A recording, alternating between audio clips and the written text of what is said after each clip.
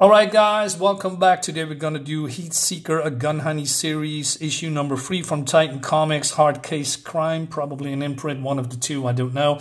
This is a 3 of 4, so there's one more after this one. The Gun Honey series, the original ones, are pretty good. This is a spin-off. I have some problems with it. There's something I like, and there's something that I'm, a little bit iffy about. So we dive right in. In the last issue, this young woman killed a lot of people. Well, 2. And she's being arrested and thrown in jail, right? And then we go to... The paper quality is thick, by the way. It's really nice. And so these two are teaming up. And there's the whole story behind it that I'm going to explain a little bit later in the book, right? And she says, we got to help her. She killed 2 people, Caesar, because of me. She thought they killed me. Yeah, well, these are brother and sisters. Well, not these two, but, right? Because of me, too. I was the one who told to reload. And those were hardly innocent bystanders. They were surveilling us when we checked in. Part of the crew that brought Brooke and Joanna dead. Now, Brooke and Joanna, coming that again to a little bit later for those who are new. But if you want to have the gist of it, I got the Gun Honey series on my channel. There's 2 volumes. Check it out and then come back to this one if you are interested. I recommend the Gun Honey series. It's pretty good. Great art. Very nice written book, by the way. Anyway, so he says, well, he's a gay man, but he looks like a girl. I'm not leaving my sister in some Nevada jail. So you can't even show your face. You're supposed to be dead. Then give me some other face to show. All right. Now, the whole planning with this for breaking his sister out is pretty neat. There's some flaws in that. But before we go, we have these group of people from some kind of organization that wants Joanna and Brooke dead for reasons, right? And they hired some kind of a killer, a woman with glasses on, and I believe she has a double motivation. She works for 2 kind of groups of people, I guess. And they found Mataski. He was stuffed in a dumpster behind a smoke shop. Yeah, in issue 2, she just stabbed and killed him. And so he says, I told you giving to Claride was a mistake. That's the glasses girl. And he's going off on me and he says, what the fuck are you wired to tell me anything? Claride didn't shoot Berger and Taz. The Dyson woman did. The Dyson probably, or Dyson, killed Mataski and maybe your own brother too. Although we have no fucking clue who this body, since his body's still AWOL. If Barrow and Tan are still alive, we don't know who's hiding in or where. So, yeah. It's not going well between these two, right? So this is the glasses girl, and Jeremy, didn't you send your little friend to watch over me, to supervise me? 3 of our ages are dead, and if anything, he's trying to protect you. I'm not of one of your ages, and I don't need your protection. Call it an insurance policy, then, in case you can't deliver. Keep him out of my way, Jeremy. So he's, and then she goes to this guy that, I don't know, she knows probably, she has connections. And she says, Kruger is getting impatient. And I believe this bold guy is Kruger, right? Because he's hired him to kill the other 2. He doesn't understand why you haven't found whoever faked the deaths of Barrow and Tan yet and beat their, what does it say? Beat their hiding place out of them. And so she comes to this guy. She says, hey, I want a chopper that can be easily traced. So he says, you mean one that not been easily traced, I assume. I meant precisely what I said.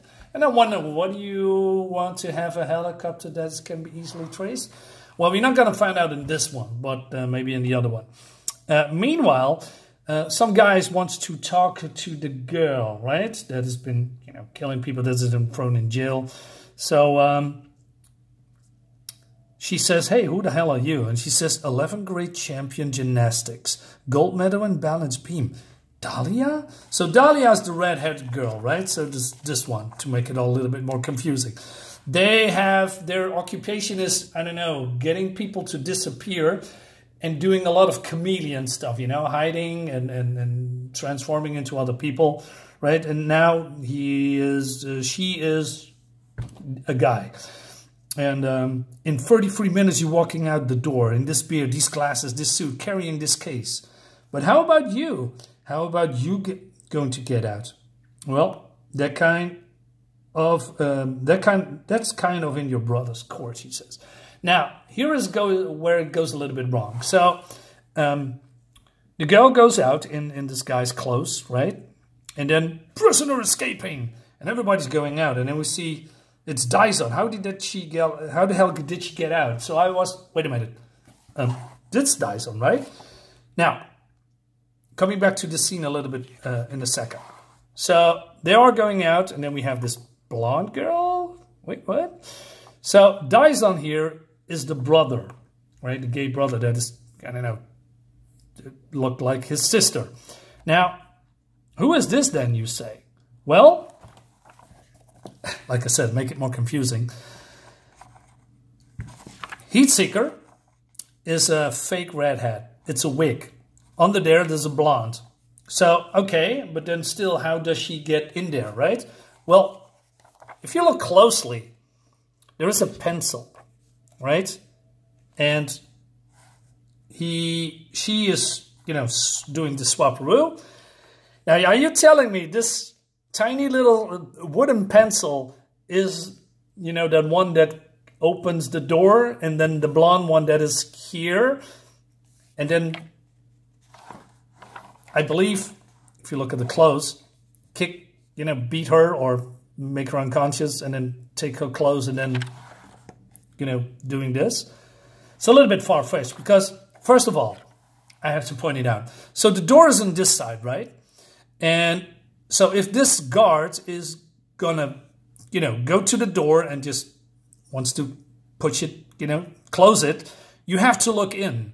But if you have to look in, then you see there is a woman with blonde hair in there, probably half naked. So you mean to tell me you didn't look inside and then just close the door, right? And then this teeny tiny pencil is the one that... It doesn't make sense. Doesn't make sense. Wait a minute. Or is this maybe an automatic door? I'm not sure. What is this? Or is this I don't know. It looks weird. And maybe I'm confused, but it looks like this is a door that closes like this, right? Anyway, so there's a little bit of inconsistency here, or maybe confusing to me. So they're having a getaway car, right? Everybody is, you know, escaping. So she says Caesar, her brother, is alive for the moment. So those people I shot, yeah. If it makes you feel any better, they were government agents. Probably not the best humans on the planet, but yeah. The woman who told me they killed Caesar, short brunette, glasses. How did you know? She crossed our path before. So they're having a hug here. And then we have this other blonde woman who is, in my opinion, I believe the lover of Heatseeker, who's now, I don't know, masking herself. And then the cops come, right? And then blinding them. I don't know, maybe a distraction. So they are, I believe, now I'm a little bit confused. So the short hair, wait a minute, who are these guys then, right? So we have this blonde girl who's, the Heatseeker is the one with the short hair, right? And these are her lover. But who is this guy? Because, or maybe they are, you know, maybe there's another guy in there that helps them. Because Heatseeker is on board, the sister is on board, the brother is on board, right? And the glasses girl is following with the helicopter that can be chased, right? So she says, I can never go home again, can I? Wanted for 4 murders? No. But Mexico is a nice place to disappear. All right, so they're going to Mexico, right? And the glasses girl is following them. And she says, hey, is anyone following us yet other than your sister? You're hilarious. So they are in Tijuana. How does it? My Mexican language is pretty bad. Tijuana? Is that how you say it? I don't know. Anyway, so they are laying low. And then they have a plan. So what is exactly the plan here? Spend a day, make sure we've seen plenty. Then we board a boat on a moonlight cruise. We go swimming against the captain's advice. Riptides, you know. And then we never seen again. So they might want to make themselves disappear, you know, because then, well, cops are not following them. It's pretty smart. You said I wouldn't have to go into the water. You won't. So I'll go swimming. How exactly? The captain will swear you did. And who is this captain going to be? You. You're always 2 steps ahead, aren't you? 3, actually, but you don't need to know about that yet. Now, I didn't know what that means until the last page. So then we are in the strip club. So this guy that works for, where is he? The bald guy, right? Is meeting up with this assassin that they hired. And he says, why aren't you doing your job? Or do you prefer to sit here drinking and watching naked women? So she says, hey, you don't like me, Agent Gorman. And he says, no, I don't like you. You're unprofessional. I don't trust you. I think you like the work too much. I think you get off on it in some frankly abnormal way. And I don't think we can rely on someone like that. So, but then she's confronting him. If I'm so unreliable, I wonder why your boss keeps assigning me his hardest jobs. I bet I cleared twice what you do in a year from completion bonuses alone. And what I get off on is frankly none of your business. So where is Brooke Barrow then? Where is Joanna Tan? Are you just spinning your fucking wheels? So Brooke and Joanna Tan, these are the ones from the original series. I would check it out. It's pretty good. So, and then we have finally the explanation why this whole book is going on. So, this assassin says, let's see what I've learned so far. There's a woman named Dahlia Racers. She's a pro. You hired her if you marked for death and want to disappear. Tan and Barrow hired her and she's got them stowed somewhere while she misdirects us. First, he faked their deaths in Vegas, then the guy on the overpass. That was a fake out too. Now she's flowing in here and working on the third. I heard she hired a boat and Tan and Barrow are going overboard. So yeah, the hunt for Tan and Barrow is still going on, but it's all fake. Barrow and Tan are not in this book at all. Maybe in the beginning just to show what's going on, but they hired these, you know, heat seeker and the gay guy to do, you know, the whole fake out thing, right? But they have to do this whole disappearing act to get the cops, you know, the heat from the cops off their tail. She says only they're not, of course, because he's a scam artist who thinks he can fool us. And maybe she could if it was only you and Jeremy. But the thing is, just like you, she underestimated me. All right. So, oh, she can take the boat out. I'm sure some video will conveniently surface of Barrow and Tan boarding it. Or evidence of some other sort that they were on there. Maybe the doom swim will be skinny dip and police will find a swimsuit left behind on deck. I'm sure a DNA swab will confirm their identity. The captain will dutiful file a report with the police. They both have to be paid off, of course. I like that. I like this small steps, you know, like this is some kind of a James Bond-esque or crime. Well, it's crime. These kind of steps to tell the reader that there is, you know, they are being, you know, smart in some way to, you know, get rid of the bodies or something like that. Meanwhile, but then she says, and you know what? None of that matter because I'm smarter than she is. Well, that's a little bit cocky, right? And I can see all through her tricks. If you hear Barrow and Tan are dead, don't believe it until you hear it from me. Then you can believe it because I have killed them both myself. So he says, well, how are you going to kill them if you don't know where they are?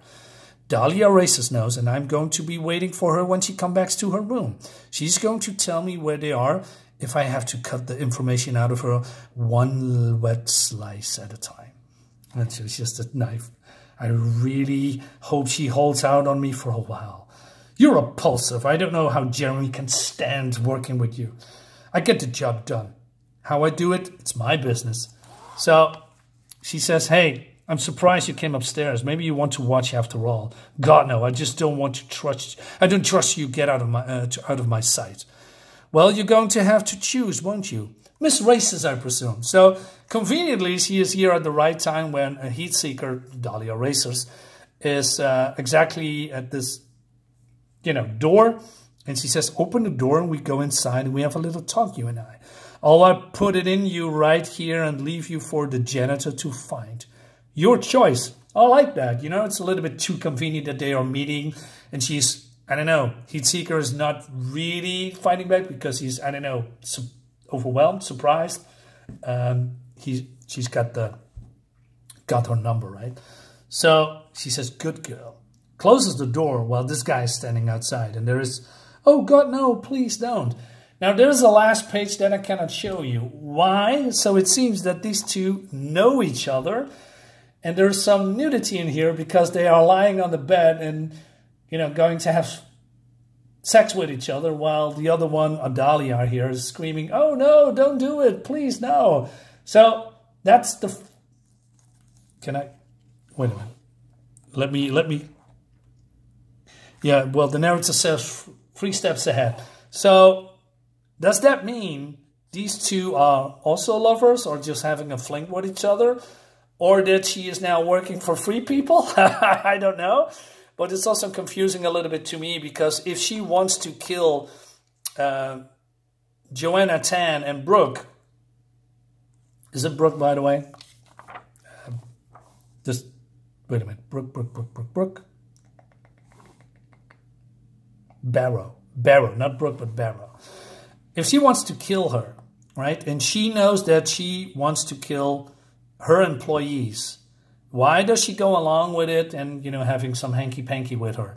I don't know, but maybe we're going to find out in the next issue.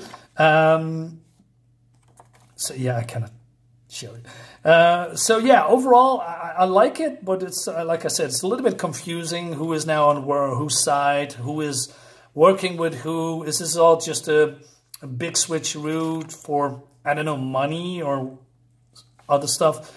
These are the Gun Honey series, by the way, volume 1 and 1, 2. These are great. You need to get it.